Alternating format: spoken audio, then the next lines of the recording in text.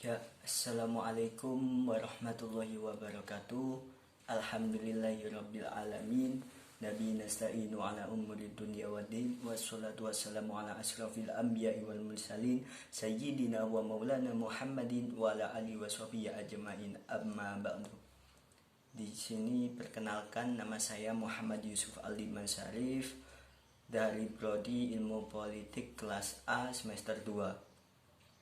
Di sini saya akan menjelaskan jawaban dari beberapa soal ujian tengah semester yang diampuh oleh Bapak Muhammad Alexander mata kuliah Statistik Sosial. Ya, untuk soal yang pertama, ya ini apa yang kamu pahami tentang statistik sosial dan sejauh mana ruang lingkup statistik sosial. Yang saya pahami dari statistik sosial ya ini merupakan suatu ilmu yang mempelajari tentang seluk-beluk data berkaitan dengan pengumpulan, pengolahan, penganalisaan, serta kita memberikan tafsiran sendiri dan menarik kesimpulan dari data yang berbentuk angka-angka. Untuk ruang lingkupnya sendiri terbagi menjadi dua, ya. Ini yang pertama statistik deskriptif, yaitu metode statistik yang bertujuan untuk memberikan deskripsi atau gambaran tentang suatu variabel penelitian. Untuk yang kedua ini statistik inferensial. Metode statistiknya yang bertujuan untuk membuat ramalan, tafsiran, serta dugaan tentang adanya pengaruh hubungan di antara variabel yang akan diteliti. Untuk soal yang kedua, ya ini jelaskan definisi dari yang pertama populasi, kedua pengelompokan populasi, yang terakhir ya ini sampel.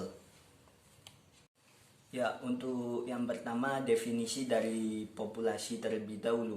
Kumpulan individu sejenis yang berada pada wilayah tertentu dan pada waktu tertentu pula. Untuk yang kedua, ya ini pengelompokan populasi. Pengelompokan populasi ini mengambil kesimpulan yang nantinya akan diperoleh dari hasil penarikan contoh sampel hanya berlaku untuk populasi yang dimaksud, bukan untuk populasi yang berada di luar batasan ruang lingkup yang diberikan. Untuk yang ketiga ya ini sampel. Sampel merupakan bagian dari populasi yang dipilih dengan menggunakan aturan-aturan tertentu yang digunakan untuk mengumpulkan informasi atau data yang menggambarkan sifat atau ciri yang dimiliki oleh populasi tersebut. Ya, untuk soal yang ketiga ya ini dalam statistik sosial terdapat beberapa jenis data. Jelaskan jenis-jenis data tersebut dan aplikasi dalam penelitian. Ya, untuk jawaban soal nomor ketiga ya ini jenis-jenis data. Untuk jenis-jenis data tersendiri terbagi menjadi dua, ya ini yang pertama jenis kualitatif. Data kualitatif ya ini data yang disajikan dalam bentuk kata verbal, bukan dalam bentuk angka. Yang termasuk data kualitatif dalam penelitian yaitu gambaran umum objek penelitian. Pengaplikasiannya meliputi sejarah singkat berdirinya suatu sekolah, letak geografi objek lokasi, visi dan misi, struktur organisasi, keadaan guru, keadaan siswa, dan yang lainnya. Untuk yang kedua ya ini data kuantitatif. Data kuantitatif ini jenis data yang dapat diukur atau dihitung secara langsung, yang berupa informasi atau penjelasan yang dinyatakan dengan bilangan atau berbentuk angka. Pengaplikasiannya ini meliputi jumlah guru, karyawan, dan siswanya. Yang kedua ya ini jumlah sarana dan prasarana dan hasil angket dari data tersebut. Untuk soal yang keempat ya ini bagaimana Anda memahami konsep variabel, apa saja jenisnya dan bagaimana penggunaannya. Untuk yang pertama ya ini jenis variabel bebas atau independent variable.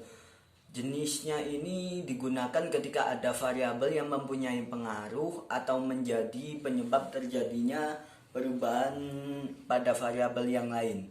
Sehingga bisa dikatakan bahwa perubahan yang terjadi pada variabel ini diasumsikan akan mengakibatkan terjadinya perubahan pada variabel yang lain. Untuk yang kedua, ya ini jenis variabel terikat atau dependent variable. Penggunaannya ya ini jika ada variabel yang keberadaannya menjadi suatu akibat dikarenakan adanya variabel bebas. Disebut variabel terikat karena kondisi atau variansinya ini terkait dan dipengaruhi oleh variabel yang lainnya. Untuk yang ketiga ya ini jenis variabel kontrol. Jenis ini digunakan ketika ada variabel yang dibatasi dan dikendalikan pengaruhnya sehingga tidak berpengaruh pada gejala-gejala yang sedang diteliti. Dengan kata lain, yaitu dampak dari variabel bebas terhadap variabel terikat tidak dipengaruhi oleh faktor yang tidak diteliti. Untuk soal yang kelima ya ini statistik sosial mengenal beberapa operasi analisis. Salah satunya regresi sederhana. Jelaskan apa yang dimaksud dengan regresi dan relasinya dengan variabel. Silahkan Anda berikan simulasi analisis regresi dalam penelitian sederhana. Regresi ya ini merupakan menguji sejauh mana pengaruh variabel independen terhadap variabel dependen setelah diketahui ada hubungan antara variabel tersebut. Untuk relasinya sendiri itu terhadap variabel data harus interval atau rasio dan data harus berdistribusi secara normal. Ya, untuk contoh analisis simulasi regresinya, contohnya ini ya, seperti ini.